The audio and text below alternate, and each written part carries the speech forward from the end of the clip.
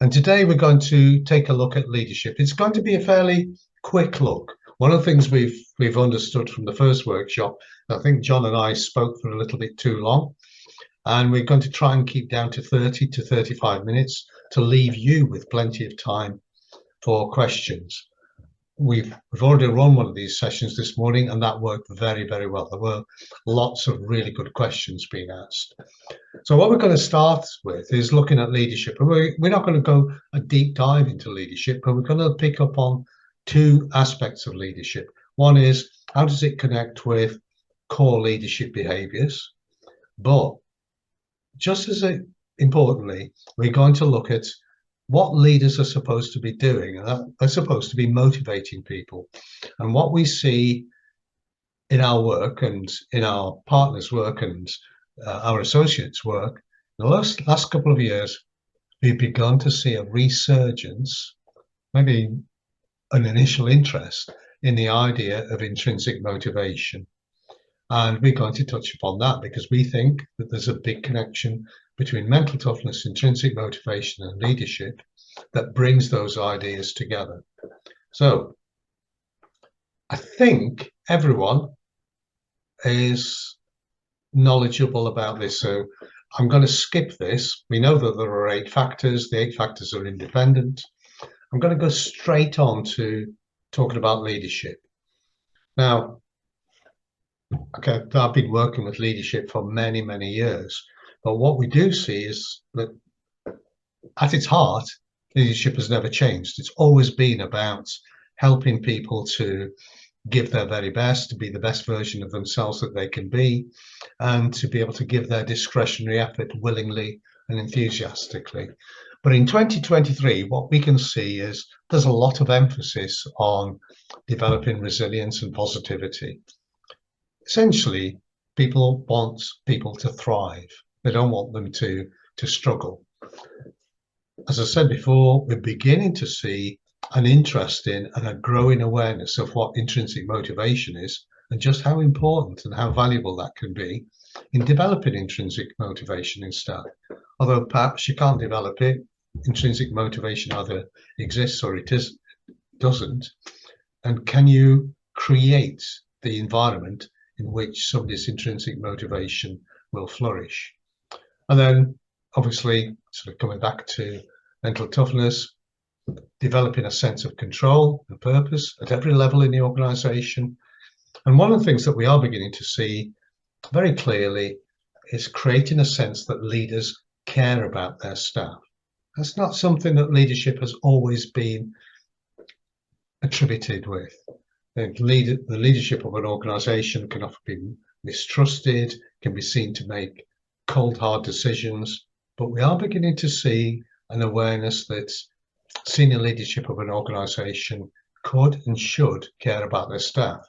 In other words, understanding their challenges and supporting the staff beyond the attainment of goals and targets. So why would the leadership evolve like this, and why would anybody be interested? Well, there are 3 things. One is, despite the fact we have a shortage of labor or a surplus of labor, depending on who you talk to, the evidence is that if you want to retain staff and have staff who give their very best, you need contented staff who find satisfaction in their work and who stay longer. The old days of extrinsic motivation, where might be fueled by money or by bogus promotions and so on, that's kind of disappearing. People are realizing that has a very short-term impact if it has an impact, and it's not sustainable, and it doesn't retain staff. And then there's the twin workhorses performance. We want to be able to do what we're doing better and more efficiently, and well-being. We want there to be no cost in mental or physical health to anyone in an organization. But interestingly, in November, we're still just in November, the World Economic Forum published its latest update of what are considered to be the 10 most important skills for employees right now, and they're predicting for the 21st century. And if you look at that list, it really is interesting. Leadership's on there, leadership and social influence. And number 9 is odd. I would have put it much higher than that. But if you look at many of the other factors like creative thinking, resilience, flexibility, and agility, and that's mental toughness by any other name. Motivation, I mean, how do you separate motivation from leadership? Curiosity and lifelong learning. And we'll talk a little bit about that right at the end. Dependability and attention to detail, empathy and active listening. These are all leadership qualities. These are things that leaders seek to develop. So if you're looking at the top 10 skills of 2023, they all revolve around leadership, and we might argue they're all connected with mental toughness as well. So it's very much of the moment, and it's very much of the direction that organizations are heading in. Now, how can we do anything about this? Well, as ever, process matters. So the reason why we're so heavily involved in developing measures and instruments to be able to identify what's going on is the first step is always diagnosis and then reflecting on what you see in order to see what you've got and what we might improve. And that should lead us to identifying options that might help us. And we can prioritize these and decide what actions we're going to take. And then in order to make sure that we can actually take meaningful actions, we make plans, what we're going to agree we're going to do, and how do we make it happen. But what we're beginning to see is that there are 3 inputs in this. One is leadership. Is the style and the culture of the organization appropriate for what we're trying to do?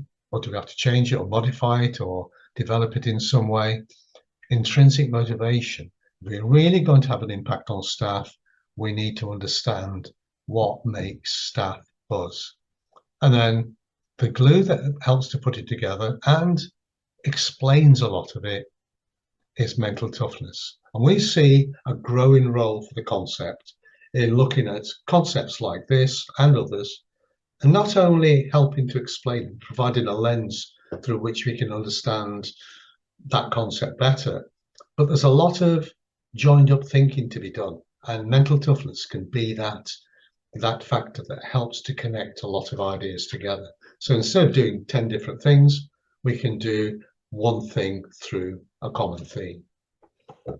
So I'm going to pause there and I'm going to hand over to John, who's going to take over.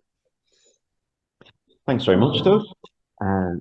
Yeah, so look, I'm aware that people have probably read many of the hundreds of definitions there are of leadership. They all essentially identify similar values, okay, around influencing, inspiring, and directing performance of people towards something, whatever that something might be. And what we see throughout is core sets of behaviors, because ultimately leadership exists in the behaviors. As much as we love to talk about philosophies and mindsets and things like that, from a follower's point of view, they can't see inside the leader's head. Therefore, it's observable behaviors that they recognize in leadership. And we can think about those in these sort of 3 core sets of purpose, kind of what it is they're trying to work towards and the determination for that, the engagement with the individual, and engagement with team working. And I'm going to link that to components of self-determination theory, which was a big theory in psychology proposed in the 70s and 80s by Deci and Ryan to understand motivation, which led to distinctions around intrinsic and extrinsic motivation and everything. As part of that, they also presented basic psychological needs theory, where the premise of the theory was that humans strive to demonstrate either to themselves or others some sort of competence or mastery, to have autonomy, a sense of control, that you believe you're able to be selecting your own actions to a certain extent, and relatedness, how we interact with our social world around us. So together with purpose, we think that's a pretty good place to start when we're exploring leadership. I don't think I can move these slides on. I was trying there.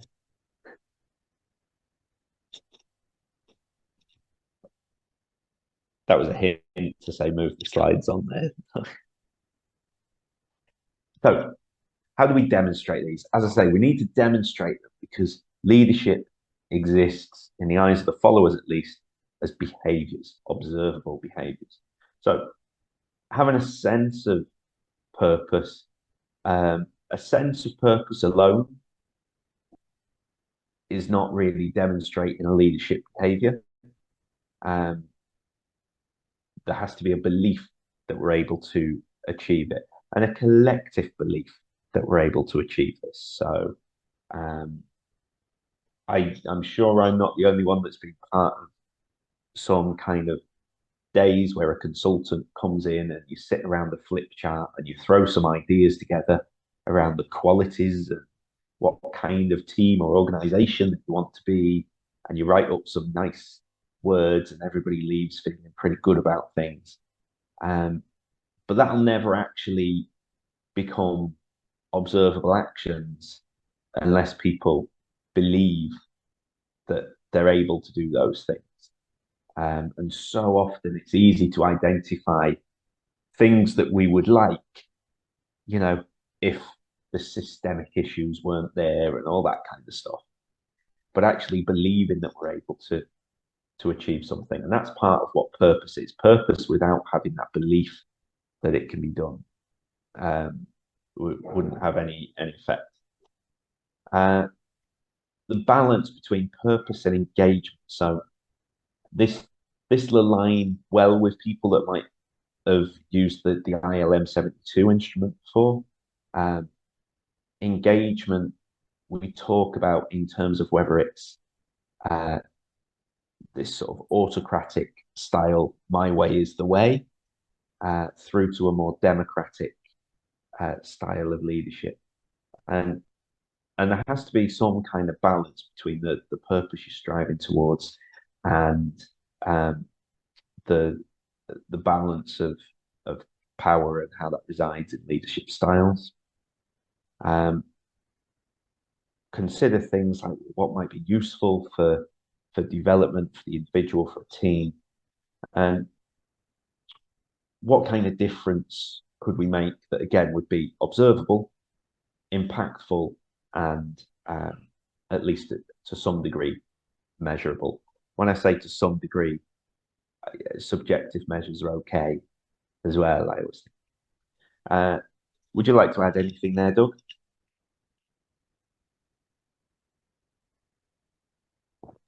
You just I need to unmute myself, otherwise I'm talking to myself, which I often do. Again. So the thing that interests me is this word purpose. It's suddenly become more popular. It appears in a lexicon in the world of people in organizational development. And unlike a lot of words that suddenly appear there that are just fads, this has got some real meaning, because our understanding of purpose goes back to 2005 when we commissioned a young researcher, Noleg Heffernan, who got a PhD for this work, to look at what were the basic elements of leadership. We were commissioned by the Institute of Leadership, who found that in their network of partners and delivery organizations, there was something like 50 different leadership models being used. And the question to us was, are there 50 different leadership models? If there are, what are the differences? If they're not, how are they connected? And basically, there's a big exercise done. It took a long time to do it, but when the dust settled, we found that pretty much all 50 leadership models were much of a muchness. They're a variation on a theme, and they're evolved around this idea of purpose. What do we want to do? And is it a worthwhile thing that we're going to do? And then engaging people in that purpose. And the final thing that we found really interesting is that purpose was extremely important.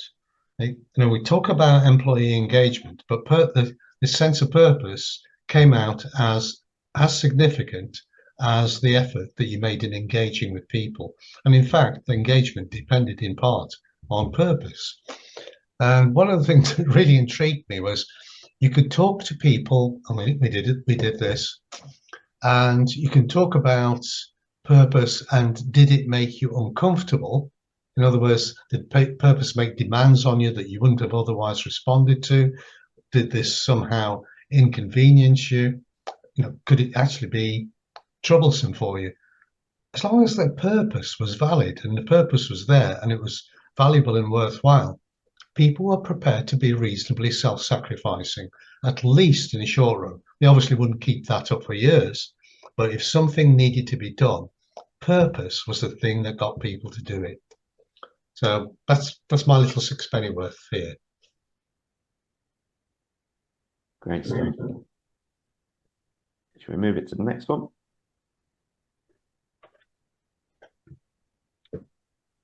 So I keep kind of going back to this idea of observable behaviors. Okay, so leadership in behavioral terms, what someone does, what's seen. This has clear links with our conceptualization of mental toughness, where we might want to consider this dynamical process whereby there's the mental toughness of the leader affecting their leadership style and the mental toughness of the people that are following that leader as well. And mental toughness, we believe, really explains why someone adopts a particular leadership style and how people respond to that leadership style. One thing that is clear is despite what some gurus out there try and claim, there is no one style of leadership and say, that's it, that's the leadership style that works, right? It seems pretty obvious to say that it's horses for courses, but if everybody understood that, you wouldn't have people out there saying, here's the one leadership style that you should be adopting. Clearly, it depends on not even just the context or the domain, but the individual people. Okay, so when we think about how leadership, how mental toughness might affect someone's preferred leadership style, if we think about that engagement process, for example, to what extent are you going to be autocratic and in charge? To what extent are you going to be democratic and allow some of that responsibility to fall on other people and allow them to make more decisions? And it takes a certain amount of mental toughness to be able to do that. Because this is my kind of experience from working in elite sport. What tends to happen is the manager of the team always keeps the accountability. So it doesn't matter how much responsibility they dish out. If I'm working there as a sports psychologist, if the team play bad and lose, the fans aren't calling for the sports psychologist to be sacked. The papers aren't writing that it's the sports psychologist or the strength and conditioning coach or the performance analyst. And that's really difficult as a manager. And what I often see is as that pressure builds and the manager doesn't have sort of sufficient mental toughness to maintain their preferred style, they begin to become more autocratic. They begin to micromanage a bit more because it's really hard to give away responsibility when you keep all of the accountability. And that's just one example. Other ways can be if you think in terms of what it is you're striving for in the first place. How much of a risk taker are you? Those kind of things are clearly going to be influenced by mental toughness as well. Did you want to add anything more on that one, Doug? Well, I'll just touch upon and support you on something with the risk that we might end up with a rant. and that was the idea that it's almost the current thinking, and a lot of the thinking around leadership is one size fits all. And as you often say, John, people are complex, situations are complex. To be able to find our way through that complexity, we've got to understand the complexity. And leadership is situational. There's no one style of leadership that works for everyone in every situation. What we do know, though, is that bottom line holds. At one level, we know leadership is challenging. You are actually setting out to do something that other people wouldn't ordinarily do. So that puts you into a position where you're picking up a challenge. In order to respond positively to the challenge, we know that your level of mental toughness and your self-awareness about your level of mental toughness matters. But it's not simple leadership. It's presented simply. Nice to be able to put little simple models together, but leadership isn't like that. And in 2005, when we started that piece of research, quite coincidentally, two researchers called Auger and Thies produced a paper, a meta-analysis on research on leadership, and they came to a pretty damning position. They actually described it as a mess that is full of chaos. So at that stage, there was just lots and lots of people milling around talking about leadership, sticking adjectives in front of the words, and we still do that. We still see that. We see people talk about authentic leadership, and then you can have a debate, you can have a room full of people, and everyone will see authenticity as something different. So it's not doing that isn't particularly helpful. You even see resilient leadership. Well, is resilience not a component of leadership? So we just see a lot of mess. But what we think is by getting down to understanding what these concepts really are and looking at it through the lens of mental toughness, we can suddenly see the connections a lot better.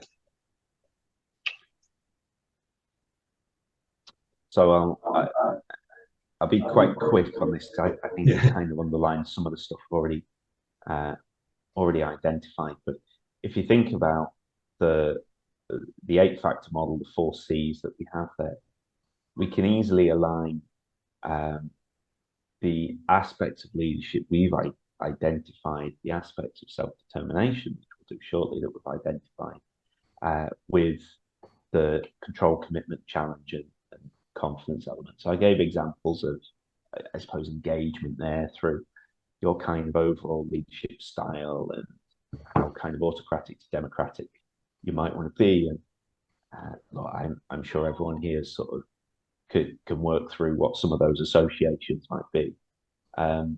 So in the interest of time, will we move on to the next? So intrinsic motivation. I was very interested recently to find out that this wasn't kind of omnipresent in the business world,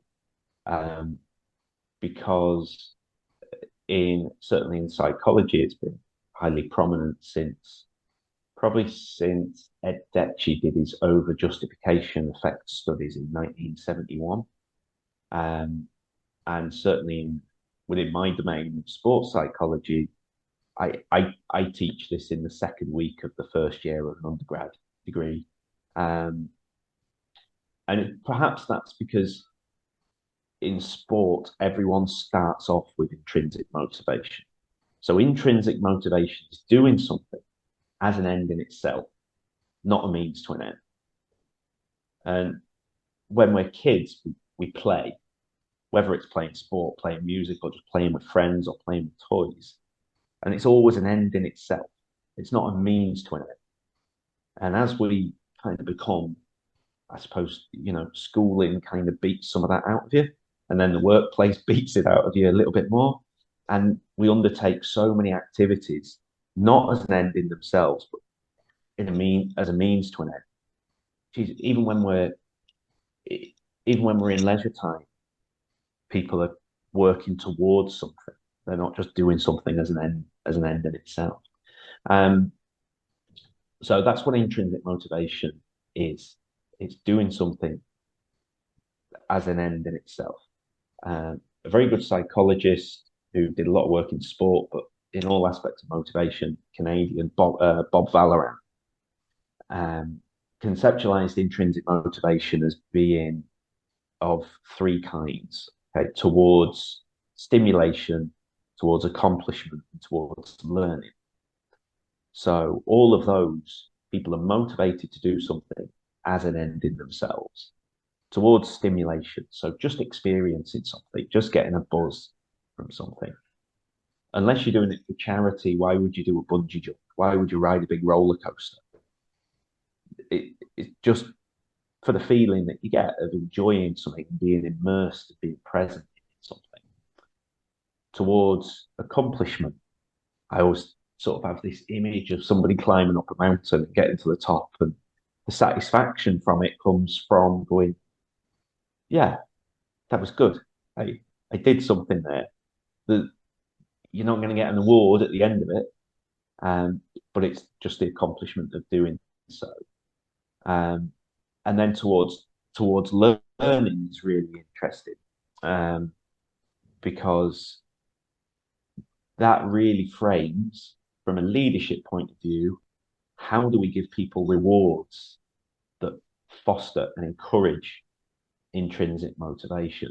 And the learning one is really important. I'll come back to that in a second.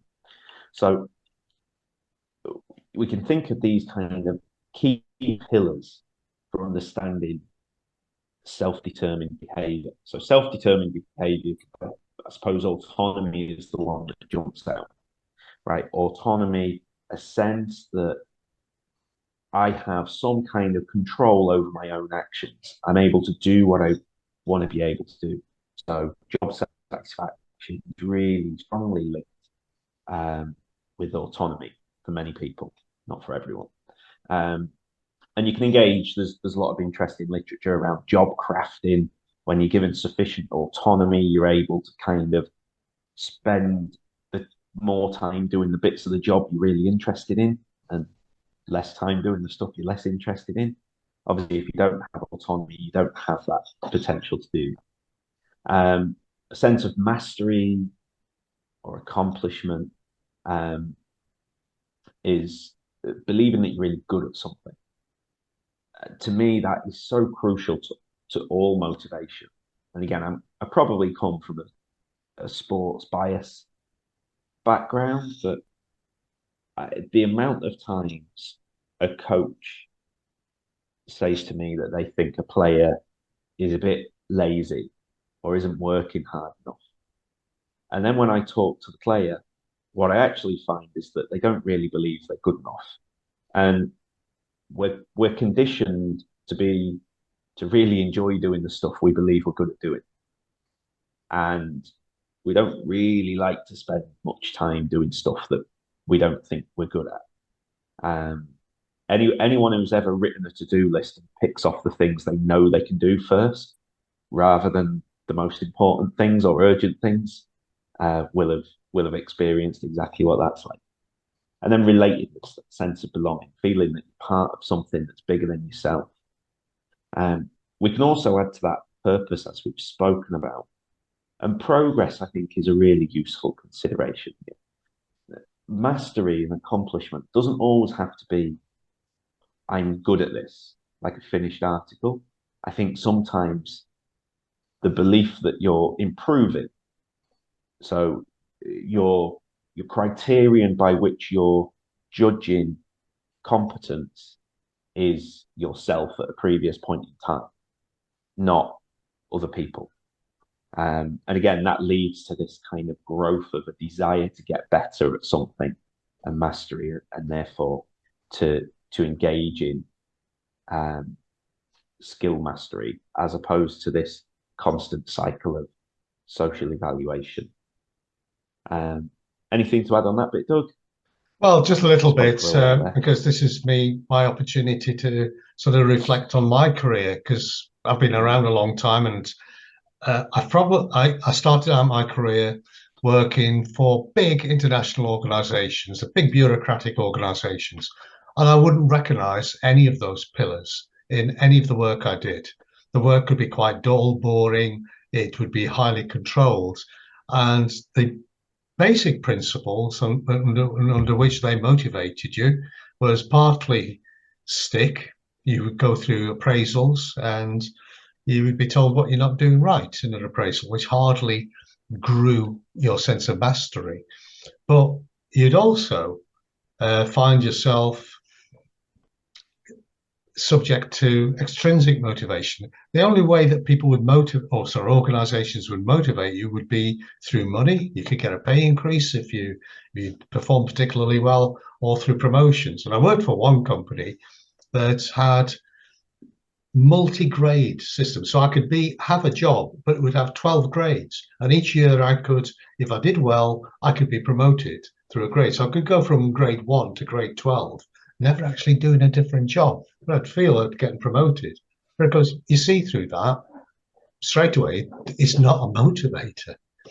And what's John and I have had many conversations about this, and I can also see how extrinsic motivation undermines intrinsic motivation. So, I really welcome what's beginning to happen and an understanding of how these factors, we saw that earlier slide when we looked at the core behaviors for leadership and the core factors in intrinsic motivation and how they matched. This is what leaders should have been doing all along. And I think what we're beginning to get to is getting to that understanding. And hopefully, again, with the mental toughness concept, we can shine a light on this and get people to understand that connection better. Great. I think we can skip this one, John. I think. Yeah.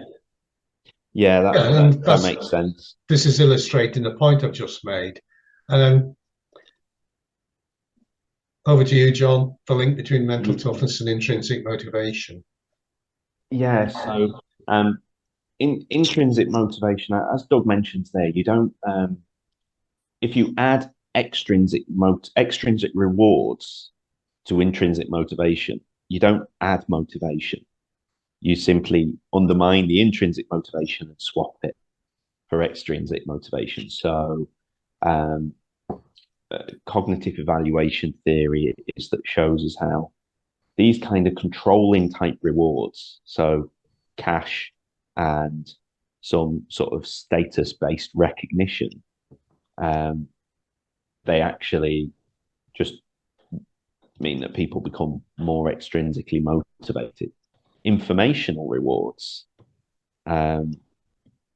rewards in the way of feedback and how to get better and engage in that kind of passion for learning, feeling that you're really good at something, that encourages intrinsic motivation.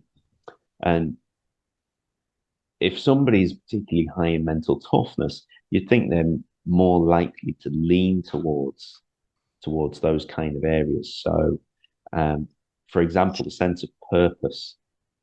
This is something we learned feedback from practitioners when we developed the MTQ Plus out of the MTQ 48. We used to talk about commitment purely as what is now achievement orientation, that sense of sticking at something. But actually, there's a difference there. You might stick to something because you're just very obedient and somebody says stick to it. But if you're not very obedient, you'll still stick to something if you can see the purpose in it. So somebody that's high in goal orientation, they might be high in achievement orientation, but you won't see it unless they can really buy into that purpose. And if you can't explain why you need to spend your time doing it, somebody might actually have high levels of achievement orientation, but you won't necessarily see it. In terms of autonomy is, of course, related to control, because autonomy is that sense of control. It's very closely linked to life control, but then also you need the capacity to manage the emotions that you have, because one of the things I was surprised when I first became head of an academic department, I always liked what I liked about the job of working in academia was the level of autonomy that I had.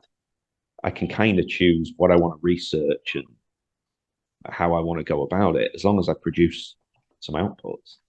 And then I ended up managing a team that had a lot of sensitive individuals, particularly low levels of control. And I was really surprised that actually they didn't really embrace autonomy as much as they thought. They wanted to be told what to do a little bit more, which was surprising to me.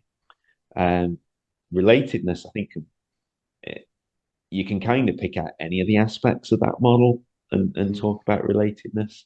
But clearly how we're interacting with individuals. And then mastery, yeah, and I think you can talk about it relative to confidence, abilities, and life control, but it's also there has to be a link between mastery and purpose. If you're good at something that you don't really care about, you don't really feel that sense of mastery.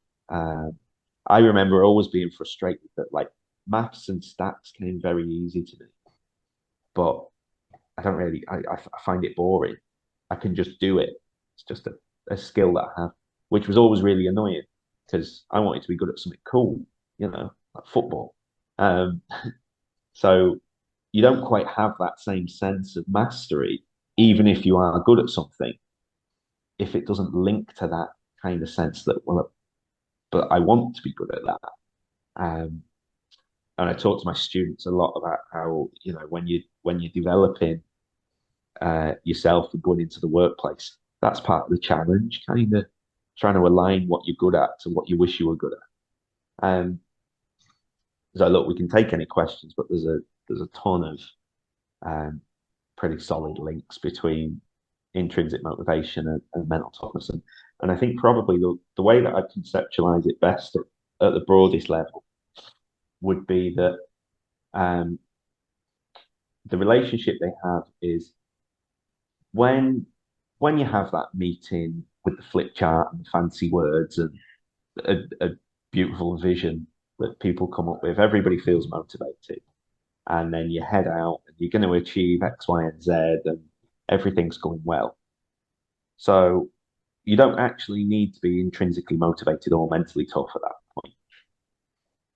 When things plateau or go badly, then you're not gaining the extrinsic rewards. An external motivation, extrinsic motivation is determined or is predicated, on those rewards. So you do need intrinsic motivation to keep going when things aren't working well, which is essentially what a lot of mental toughness tells us as well. When things are going well, the mentally tough and mentally sensitive, you wouldn't be able to tell them apart. But it's when things aren't going so well, that's when the mental toughness will provide a buffer for people to keep going. And I think intrinsic motivation has that in common.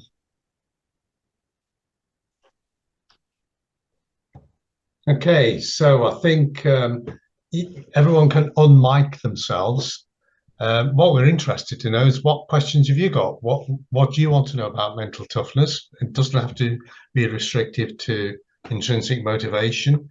And perhaps what are you doing with the concept? But we're interested in hearing from you now.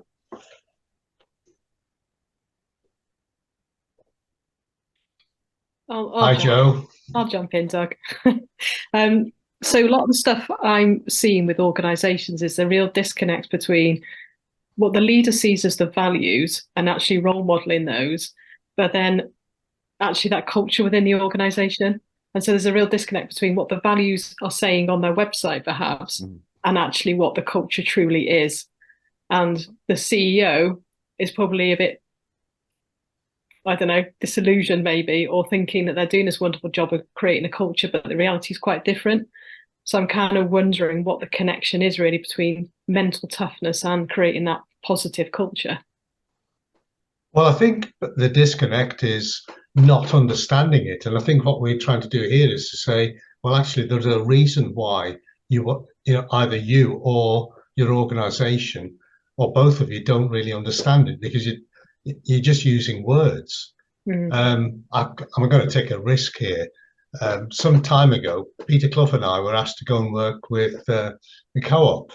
And one of the things that they had done is they'd done that exercise that John had described. Let's set a vision, let's set out our values, and their big value, and it's a value you'd expect from the co-op movement, was team working. And they then asked Peter and I to go into a number of stores and a number of regions and assess the level of team working and how important teamwork was. And they wanted us to confirm that team working was really one of their values. They were living it. We came back with completely the opposite picture. The most successful stores, at least in terms of producing a return, were those that were run by sort of hard driving autocrats. And we came back with this information, and we didn't come back with it to embarrass them, but they were embarrassed, and basically they killed the project. But what we were trying to do is to say, if you really believe in team working, you've got to understand what team working is. They'd done it, as John said, in a brainstorming exercise in a room. It's dead easy to write words up on a piece of paper, but do you understand what they are? Do you understand the meaning, the real meaning behind them? Do you understand what needs to be done to get there? Where the obstacles are? And the more that we dig into mental toughness, I haven't tried to avoid the use of the word mindset because of the sort of other ideas that use the term mindset. But if you don't understand the mindset of the people that you're working with, don't understand how they're going to respond to you, and you don't even understand the way that you respond to events yourself, you're hardly likely to be able to connect what you think you're going to do with what actually happens. And to me, that's, I think if we could bottle that and make every CEO in the country drink it, we'd solve a lot of problems. But it's an incredibly hard thing to do because they fall for the easy option. Let's have the away day. It's such a common thing. And let's put up these platitudes on a bit of paper. And haven't we had a good day? We've kind of worked out what we need to do, but you haven't worked out how it's going to be actually going to happen. Yeah, no, I see Trace's comment in the chat there is exactly the kind of thing I was thinking at the time as well. That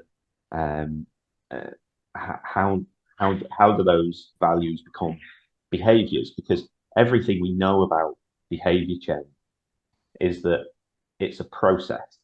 You don't suddenly say, here's our values, go and adopt behaviors in keeping with those values. So my 1-year-old whimpers are outside the door there. But so what we need to do is kind of take people on that journey. So where they might be originally sort of kind of motivated in this sort of transactional way of turn up, do my job, get paid. Very extrinsic, means to an end. You're not going to flip that. And if you work if you're stacking shelves or working on a till in a shop, I'd say that's a pretty common motivator. What do you go to work for? So they pay me. And if you want to move people towards something that's more inherent, you've got to go through. I talk about this process of going from must to should to want to learning. So if the reason you do something is because you feel you have to do it to avoid negative consequences, then it is absolutely a means to an end. There's no engagement with it. So it doesn't matter what that value is. If your only reason for adopting a particular behavior is to avoid negative consequence, then it's in no way internalized. If we can move them from there, once you have a bit of a culture developing and maybe the leaders role model things, then you move towards this more like introjected version of people will do things because it kind of feels right, and they feel a bit shitty to not do it. You know, a bit of social pressure, maybe a bit of feeling of guilt because I'm standing out now. And then you move to this kind of, I want to, but it's still a means to an end. So it's things like, I want to adopt this behavior because I prefer to do that. Obviously, if the external reward wasn't there, I wouldn't do this behavior. And then into that kind of like really intrinsic, internal base sense of doing something for the kind of joy of learning about it. And now it's hard to get someone on minimum wage to the point where they're doing it, because I really enjoy learning about it. But I think the goal isn't sort of to always have this utopia of everybody turning up and going, hey, I'd do this for free because I love it. But if you think about it as that scale of going from things being I have to do this, and trying to just internalize it as much as you can, it brings it a bit closer to that purpose.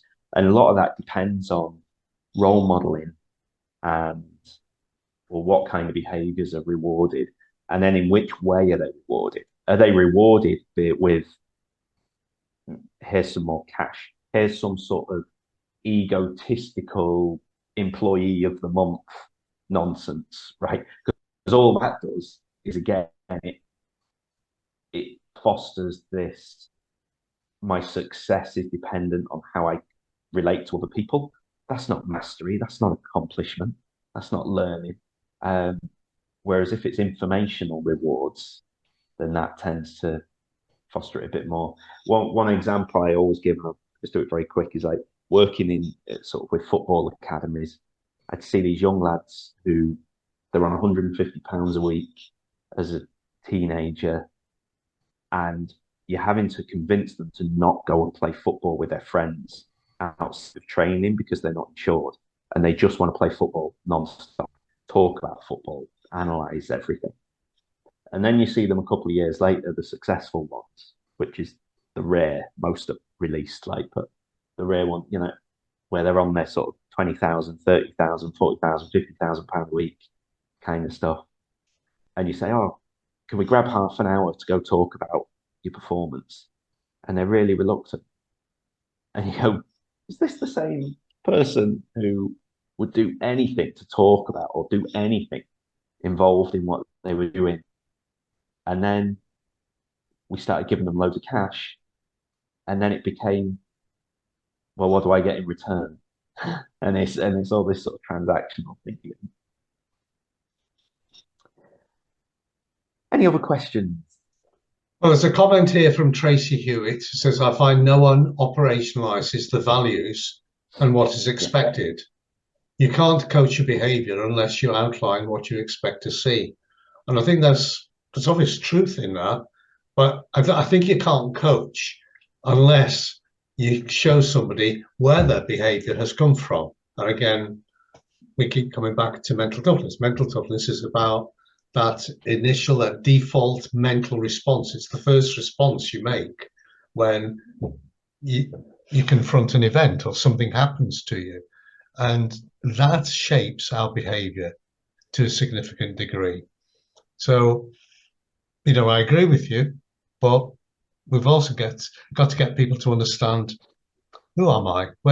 Where do my responses come from? Because, I have a brother. His life experiences are very different to mine. He's emerged as a very different person to me. And, so he will respond to events in a completely different way to me. I don't know what you made a comment.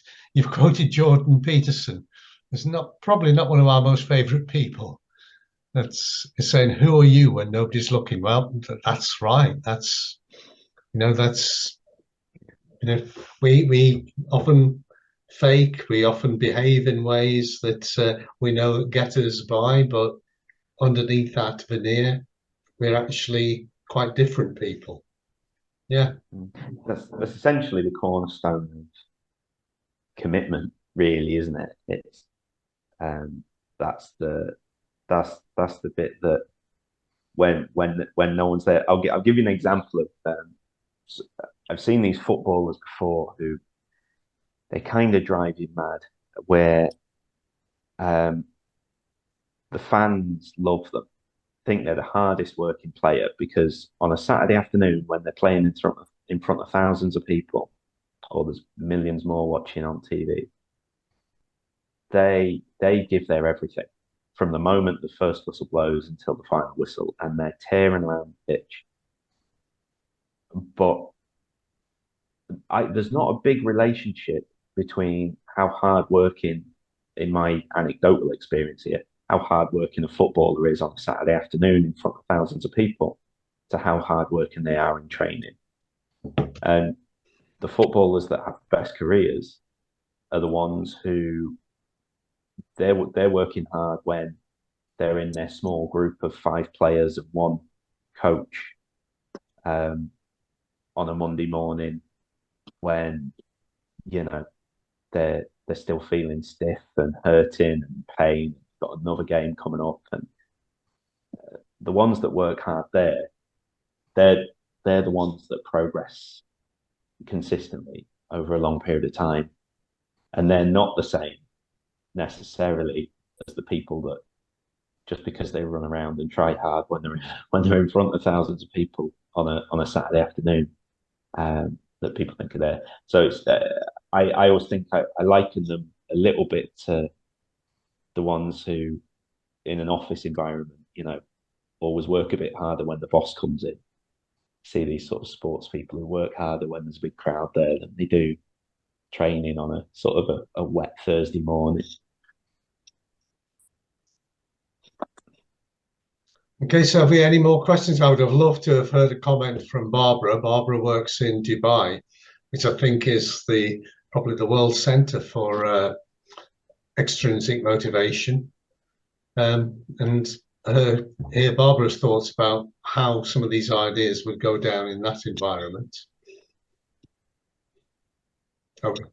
Hi, I think that hello guys, how are you? Yeah, I think you're absolutely right. Dubai is the place that doesn't really have an intrinsic motivation in the vocabulary, in the organizational culture.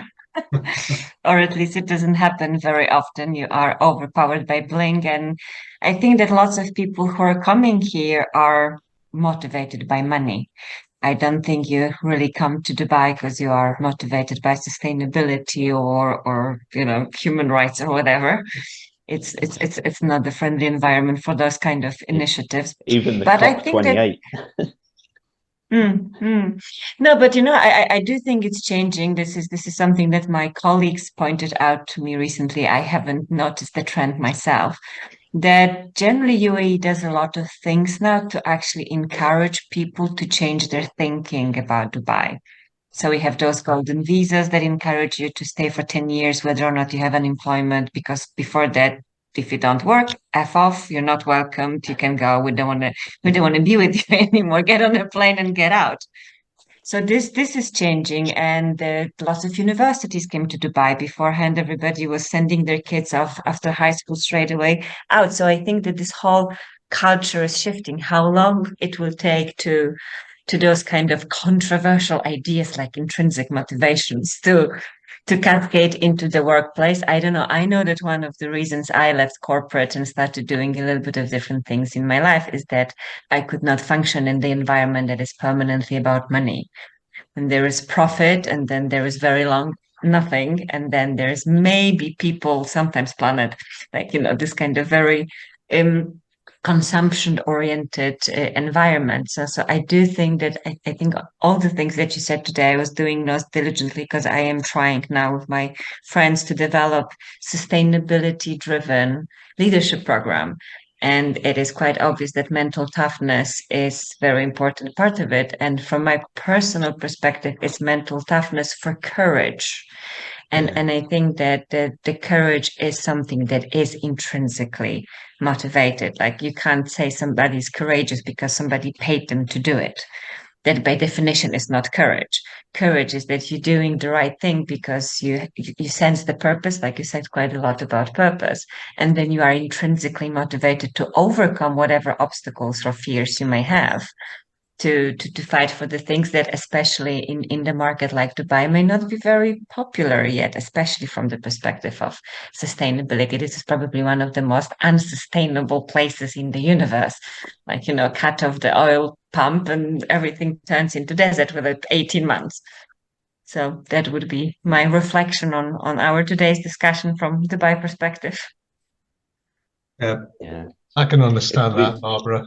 I think probably one of the reasons I suppose I'd draw on for optimism though is what it does have is huge diversity, and if you've got something that isn't currently embracing new ideas in this kind of really homogenous group of people, you think, "Oh, I don't know if they ever will."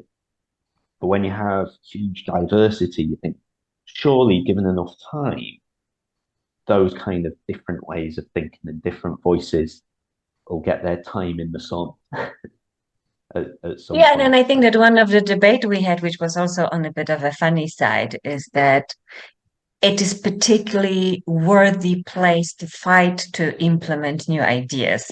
Because, like, if you would like to spread a virus, where would you do it? You would do it at the airport because, it's going to spread the quickest all over the world. And it's a little bit the same with places like Dubai or Singapore or London, is that if you manage to impregnate people with the idea here, they're not here forever. Sooner or later, they will move back home or they are part of global organizations. So if you can contaminate people's brains with good ideas here, they're more likely to be a wonderful contagion that will actually spread and go interesting places, and you never know where they're gonna land up. Yeah, what a lovely way of putting it. Yeah, it is. And I have to agree with Barbara. It does work for us because we've spent 15 years talking with people in the United Arab Emirates. And you're right, so many of them have gone home, but they've taken our ideas with them. So it's a bit like the story of Johnny Appleseed in America, across America, dropping apple seeds everywhere. And next thing you know, apple trees had sprung up everywhere. It's the way of the world. It's the way things happen. Anyway, thank you for your questions. I think we've slightly overrun, which is good. And thank you for your questions. Thank you very much for your comments. And I hope you found what John and I have got to say interesting and more than that, useful to you in, giving you some ideas about how you can shape some of what you offer to your clients as well. And we're always interested to hear people's ideas on, like, if you'd like a session on anything in particular, or if it was mental toughness relating it to a particular domain or something like that. So feel free to send on any suggestions. Yeah, and we will be running some more of these. We'll be picking up all sorts of, leadership's in a sense an obvious target, but we'll be looking at things like, curiosity, innovation, trust. We'll be doing quite a lot on trust, because that's also a subject that's rising to the top of the agenda and touches upon what you were talking about, Barbara. You can't have trust without courage. Trust isn't a one-way thing. You've got to have two parties to trust, and they've got to have the courage to build those bridges with each other. So there's a lot that we can bring to understanding of a lot of issues in people and organizational development through the lens of the mental toughness concept. So hopefully we'll see you again, and hopefully you will tell people that it's a worthwhile thing to attend and we get more people coming. Lovely. Thank you all so much. Thanks very much, everyone.